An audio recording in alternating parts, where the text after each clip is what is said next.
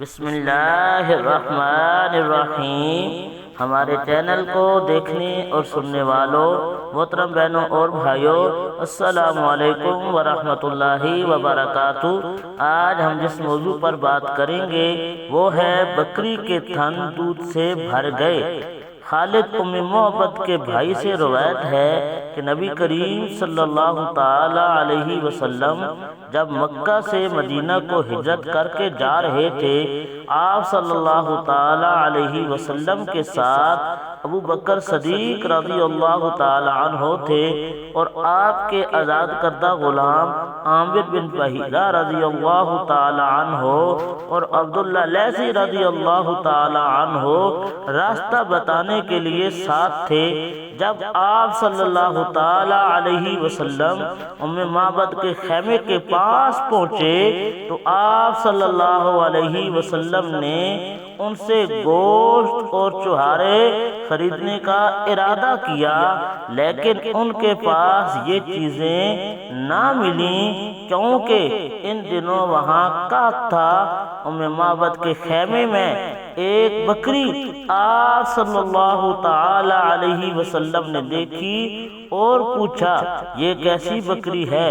انہوں نے کہا کہ یہ اتنی کمزور ہے کہ ریوڑ کے ساتھ چراگاہ تک بھی نہیں جا سکتی، اس لیے یہاں بندھی ہوئی ہے۔ آپ صلی اللہ تعالی علیہ وسلم نے فرمایا یہ کچھ دودھ بھی دیتی ہے؟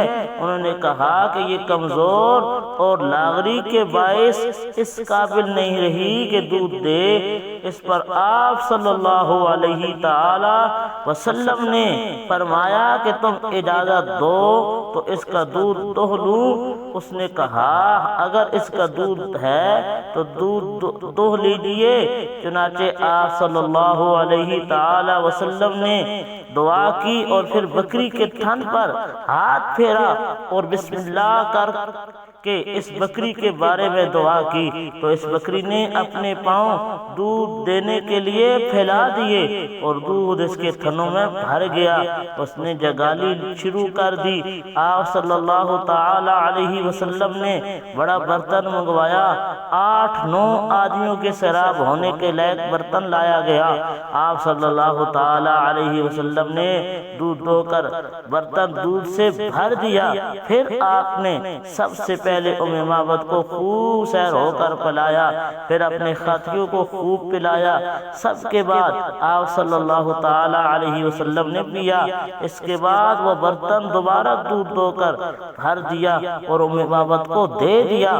یہ دیکھ کر اسی وقت ام معبد مسلمان ہو گئیں اور آپ صلی اللہ تعالی علیہ وسلم روانہ ہو گئے۔ اللہ تعالی ہم سب کو آپ صلی اللہ تعالی علیہ وسلم کے بتائے ہوئے طریقے کے مطابق زندگی گزارنے کی توفیق عطا فرمائے، آمین۔